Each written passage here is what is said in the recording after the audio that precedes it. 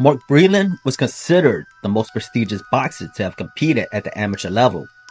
After capturing the vacant WBA welterweight world title, he had never faced a top 10 contender. Marlon Starling at the time was considered the best welterweight that never captured the title.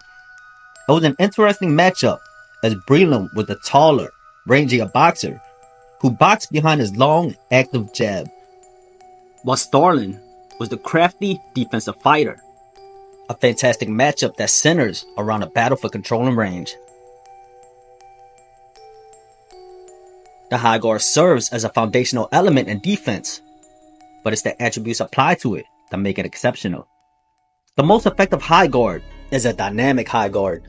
However, as humans, it's rare to excel in every aspect. The unique talents you possess are what sets you apart. Marlon Starling had a fluid high guard due to his hip movement. His hip movement was phenomenal, reminiscent of Tyson's.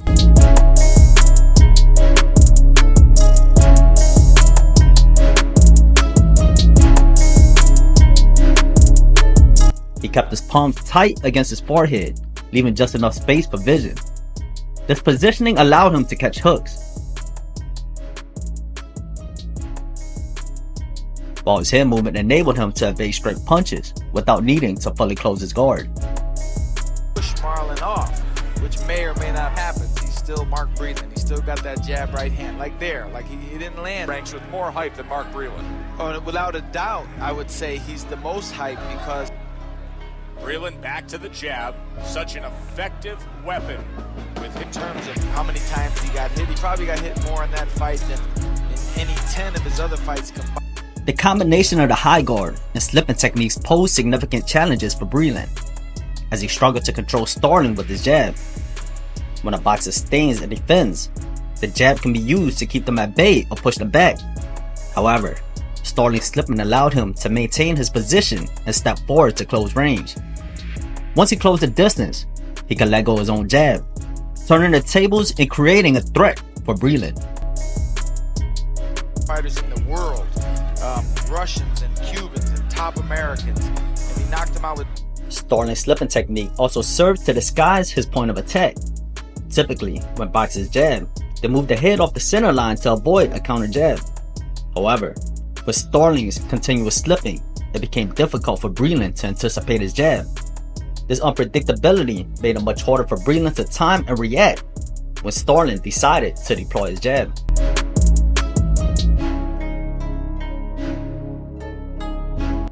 Starling also utilizes slipping to load his jab with power. A jab becomes more powerful when the lead shoulder is pulled back, but this movement often telegraphs a punch. Starling cleverly disguised this by slipping to the outside. As he slipped, he would pull his lead shoulder back and shift his weight onto his lead leg, harnessing the energy to coil forward. This allowed him to deliver a forceful jab without giving away his intentions.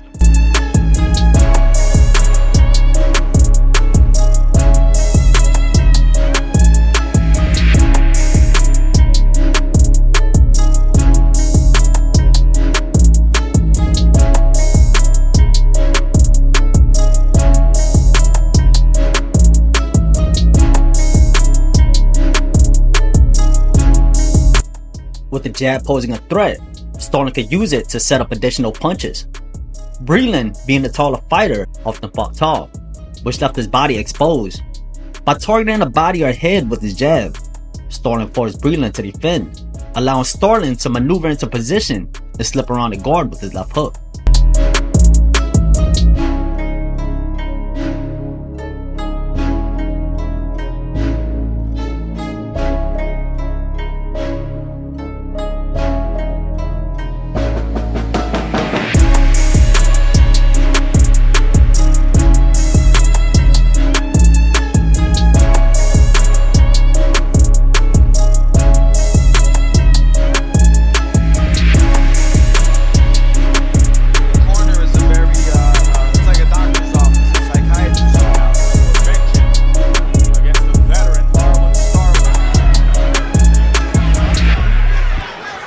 Left hook.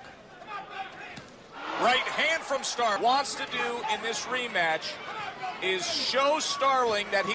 What makes a defensive boxer dangerous is in his ability to counter.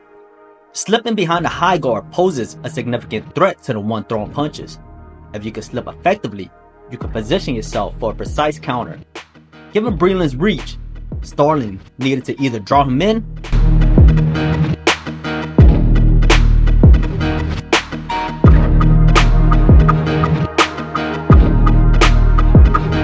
or step forward to counter effectively.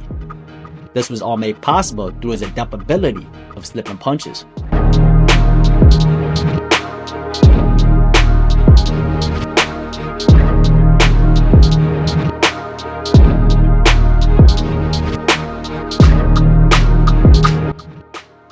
Starling's defense was the key to unlock this path to the inside against Breland.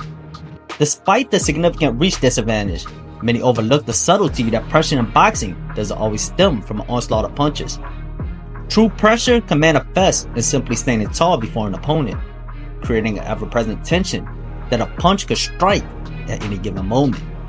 Starling's ability to maintain constant striking range against an outboxer was what truly made him menacing in this encounter. Boxing transcends beyond mere punches and knockouts.